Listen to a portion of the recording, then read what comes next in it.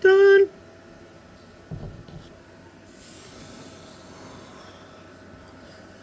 Alright, what else is under here? Oh look, these fuel lines need to get put back in.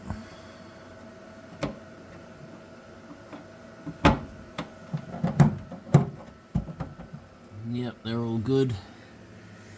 These bolts are all done up and marked. Back bumper is on.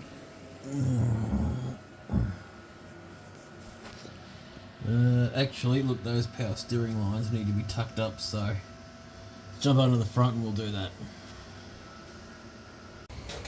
All this, hours and hours and hours of work trying to sort out this. This is the clutch slave. I've heard a few guys having dramas with bleeding these things. They're in a bit of a bitch of a place.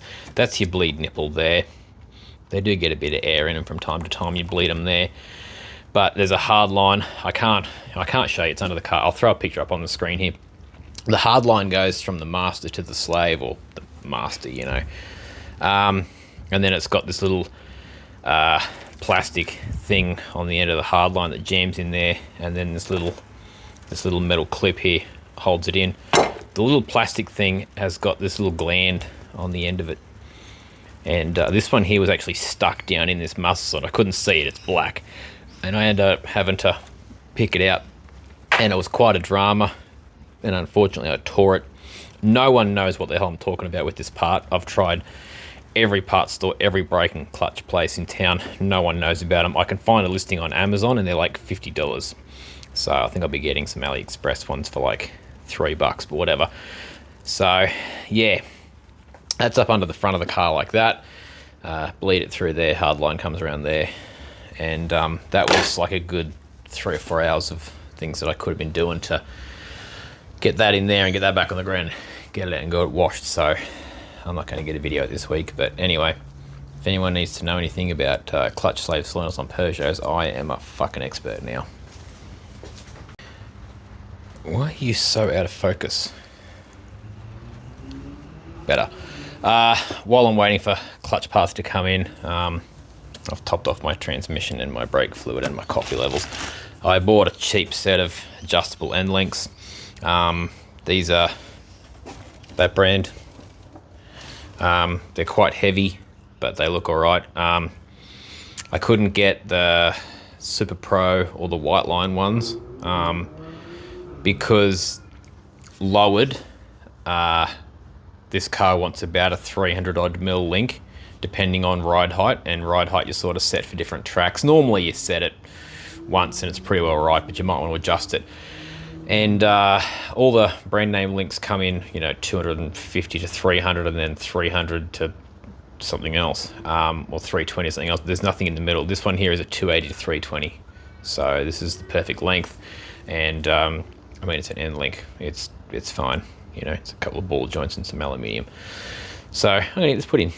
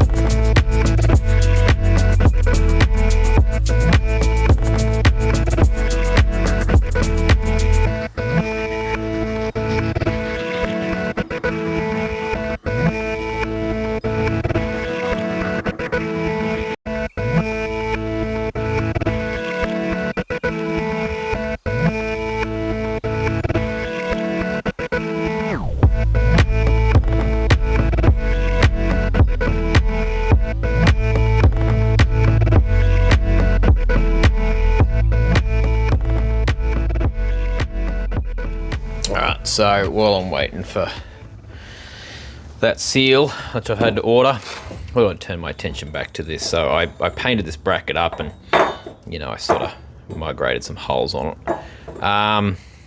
But I figured while I'm going, I may as well throw some reinforcements in here, and I'll also throw some reinforcements in that dash bar. So I've made up a template to go in here. So that's going to sit in there like that. I did consider remaking this bracket, but it's on so many different planes. Like that piece there is bent, then that, and then you've got this. Like it's a really difficult piece to make strong and light. So anything that I make is probably going to be heavier than this, just because I have to, like I can't press this shape. And pressed shapes, pressed metals, 3D metals, to get the same amount of strength, you can use much thinner steel. So without being able to press a complex shape to get the strength into it, I'd have to use heavier gauge steel and more of it. So I figure that just modifying what I've got here by welding some gussets in like that is going to make things a lot better. So this is again on two different planes. So I'm going to have to try and, I don't know, put that on a bit of an angle that kind of works to weld that in, and then I'll grind it nice and flush so that it kind of looks like it was always there. I don't think anyone's ever going to be checking my steering column mount, but just in case they do, I want it to look factory. I'm not a front runner. You know, if I was winning every race, then my car might get scrutinised, but no one gives a shit about the bloke that comes last all the time, so I can kind of do what I want. And if I want to strengthen my steering column, I think that's fine. So I'm going to do this, and then we'll work on strengthening that other dash bar. I'm just electrifyingly enthusiastic this afternoon. I still don't know why you are so out of focus. This fucking phone, man, I fucking hate it. GoPro's no good. Maybe an Insta360. Something, I don't know.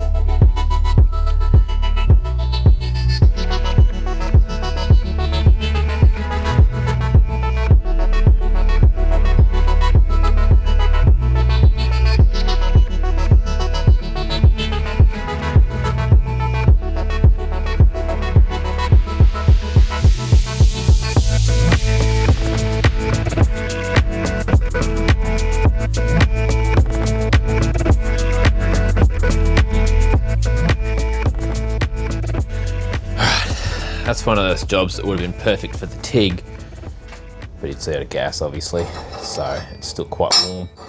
So I ground down the butt weld, but I left the fillet weld on there because it kind of looks, like it might possibly come out of the factory like that, but whatever. Paint that up, and we'll have a look at the other part. All right, one mess was cleaned up, another mess was made. So off camera, I've been having a look at trying to strengthen up all this dash gear, strengthening the steering column. But if you remember when I put the roll cage in, the roll cage tube runs right through here. So I can't actually run anything from there to strengthen this because, you know, it tries to occupy the same space as the roll cage. So can't really do anything here, which is a bit disappointing because I think this is most of where my flex is coming from. Whether it's coming from in here or in here, inconsequential. If I can tie this bolt directly to these bolts, then it can't bend down even if there is flex in there. However, I just can't do that unless I go around the bottom, which is an option I might explore if everything else fails. I will have a look at doing that. The other thing that I wanted to try and do was to try and get myself a little bit more angled. And if you see here, this bend is sort of there, and I kind of figured I could maybe bring it down a few mil to where this gusset is. I won't be able to bend this 3D piece here, but I could probably bend it there. So this one here I straightened out, and you see I've moved the bend like basically right to that pinch point there, and then I've run a ruler basically along the bottom there and measured up, and I've got about 2 mil by doing that. Although it took a bit of screwing around with moving that around. So is it worth it? I don't know. These are just some spare steering columns that I had lying around. I actually tried to strip one down completely, but the bearings are staked in. So unfortunately I can't take this off and do anything with it, which is a bit crap, but anyway. So that's basically what I have spent way too long on. So my bracket that I made last night is up here drying. Well, it's dried now because I painted it last night. So basically I think a combination of that, taking the automatic adjuster out and running just a straight bolt, and that on the end is going to be the ticket. So I'll pull the steering column out of the car. I'll have to drill that out to M8 because it's currently M6. I want to run a nice high tensile M8 bolt, which this one's way too long, but whatever. I have an angle grinder, and we'll bend those down. So what it requires is straightening the current bend point and then rebending them lower down. So I'll mark where they're bent and where they need to be bent, just to make sure that I'm actually doing something and making a difference. I don't think gusseting this in here is going to do anything, especially now that I've bent it down there. There will be a bit of flex in there, but it really can't. These points here are sort of going to hit the dash bar, so I don't think gusseting that's going to do anything. I think the flex is coming from that bar itself and not this bracket here moving against the bar. If that makes any sense, which it probably doesn't. This is the world's most boring video, and I apologize, but this is what goes into doing this. It takes a lot of screwing around, a lot of thinking. If someone had done this before me, they would know, but yeah, pioneers we are, forging our own path. Let's forge away.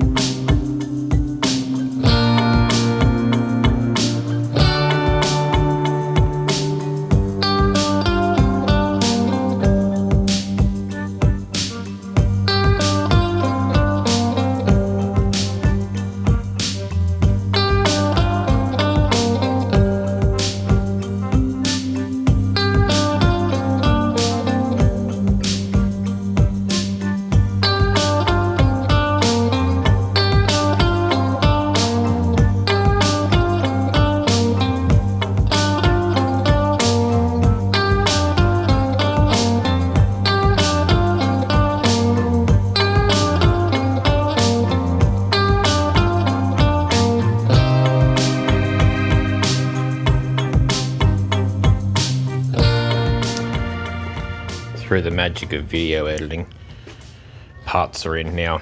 I don't remember ordering a TRW tie rod end. Pretty sure I ordered a Lemforder. TRW is what showed up, and These are the bits, take them over to a contrasting color bench, that I was talking about for the clutch slave. So that little plastic guy goes on the hard line, and then it goes in there, and the little wire clip retains it. Now it has an O-ring in this bag, which I don't know where that goes, probably over that thing there. But then these little guys here, they go over the end of that and down in there, and that's what I'm missing. So this was an AliExpress purchase, $13, came with a new clip and more of these than I ever know what to do with. Now I rang a bunch of different places, could not find these. They seem to be a European mostly thing. A couple of Peugeots use them, Ford Focus, Volvo, yeah, on the listings that I found. These ones didn't say 206. Hopefully they solved my leaking slaves. So stab one of those on, get this clutch hopefully bled up. Now I meant to buy more brake fluid because I'm low. The brakes on these and the clutch share the same reservoir, so that line there goes over to the clutch master, I guess you'd call it, and then it's just a plunger, and then it feeds fluid down that line there back to the slave. And yeah, because I've been leaking fluid and stuff, I'm low here, and I've used all the brake fluid that I have, and I don't really want to put any more in there because that whole thing needs to be flushed out. So hopefully I can get enough in there to get stuff working, get this thing down, get it cleaned. Let's pop that wheel off and stop it from flopping around.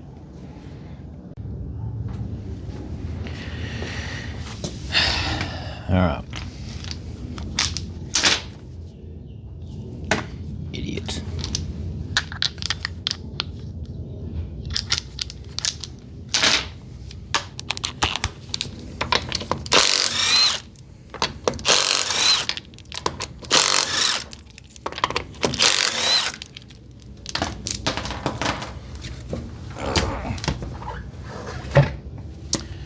Now obviously I've got absolutely no reference for how far out this needs to be, or far in, whichever way you want to look at it. So we're going to eyeball it. Won't matter. Obviously it'll get an alignment done on it at some stage.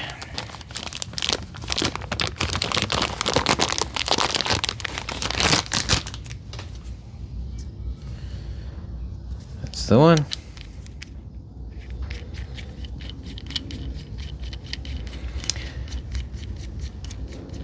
So, what I might do is I might just have a quick gander at the other one.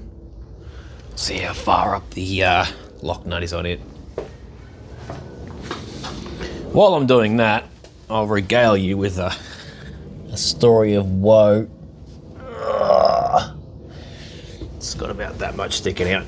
So, you guys know that I went to Japan recently, and while I was there, I bought myself a shirt, which I was quite excited about. Now, clothing in Japan is really high quality, even the cheap stuff, but as such, a lot of it is pretty expensive.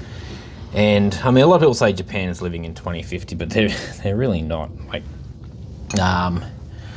so a lot of their stuff is, well, I mean, it's not so much they're living in the past. It's just they want to protect trade the way it is. So a lot of their stuff is only available in store. You can't buy it online, and they also do a lot of exclusives. So, for instance, the Uniqlo at Ginza has exclusive stuff. The shirt that I bought was a Shinonome Autobacks shirt, and that's not even a 21, it must be a 22. And it's one of them ones you can only get at the Shinonome Autobacks. It's a really cool shirt, really high quality. And it was expensive, and I sort of thought, well, you know, when am I ever going to be back in Japan to have another opportunity to to buy this shirt. So I went for it. I really liked it. And after conversion, taxes and everything, it came to $72 for a t-shirt. It's ridiculous. So anyway, it was the only thing that I bought with my own money when I was there. So, you know, I treat myself, whatever.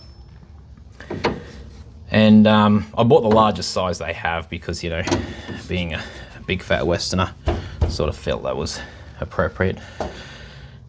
And I get it home and I pull it out of the bag and it looks about right. And I washed it. I went to wear it the other day and it doesn't fit. So that's just great. I have a $72 shirt that I've removed from the bag and washed that doesn't fit me. I swear that was 16 last time. So I'm not in a good mood today.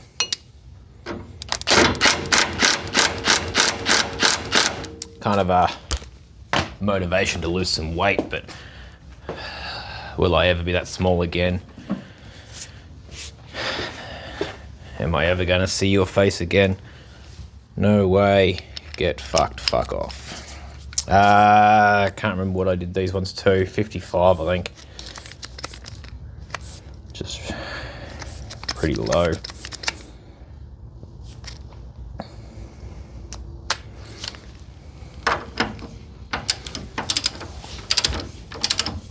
That feels like it might just be spinning. Oh no, it is definitely going on. Tie rod ends are a taper fit, so the actual part that comes up inside the steering knuckle is on a taper, so eventually it will wedge itself in there to the point where you don't need to hold it, but it is just a ball and socket joint, so they are free to spin, and normally they've got some sort of way on the end of the bolt to hold it. Normally it's like a hex or a Torx, and if they are spinning in there, you put a hex or a Torx in the end and use a spanner to do them up or undo them. This one, strangely enough, doesn't, but if you find that you can't do this up because it's spinning, you can put a trolley jack under it, jack up on the tie rod end and put pressure on it, and that'll hold it. The drop links won't do that. You can put a clamp, like a G-clamp on and force them in there, but they're not a taper fit like these, so they're a bit harder to stop spinning, but 90% of those do have a way to be able to hold the bolt. So I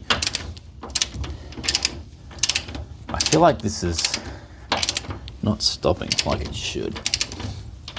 That's a long way up and it's squishing that boot. Is this the wrong one? If that's sent me the wrong one. Citroen 206 Plus, C4i 206cc, 2L and a 2M. Do the CCs and 2LMs have different knuckles? No, they don't. They're all the same. 206s are all the same. It'll be fine. I normally have spare tie rod ends laying around anyway. I don't mind TRW. It's probably one of the better brands in aftermarkets. For Euro, I do prefer Lemforder or Mile. But yeah, a lot of Lemforder stuff's not made in Germany anymore, and it's hard to get. But when I do find some, I will order them up. These tie rod ends are cheap as, especially for 206s now. Some of them you can get for like $8, $10, $12. When Repco does a sale or a clearance or whatever, I tend to buy up a lot of service items like that, chuck them in my stash. So that's that job done, and that's story time over. So I'm going to quickly put this seal on the slave. I really can't film that I'm sorry I don't have a hoist and a cameraman, so I'll do that right quick. And then we'll move all of this, which I'm really looking forward to, so that I can wash this thing, because there's a few other jobs that need to be done on it. This here, by the way, I don't know if you can see it or not, but I am super pissed about that. I don't remember that being there when I bought the car. I think I've done it.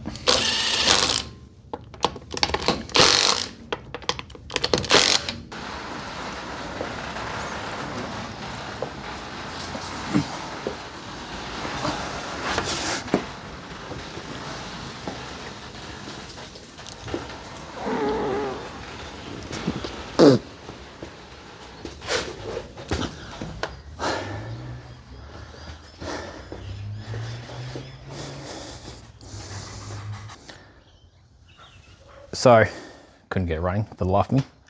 But it's on the ground and it's outside for the first time in 12 months. It's very low. It might need to come up a little bit. The exhaust is, well, it's disgustingly low. That's almost dragging on the ground. But anyway, it's good to see it on the ground and out of the shed.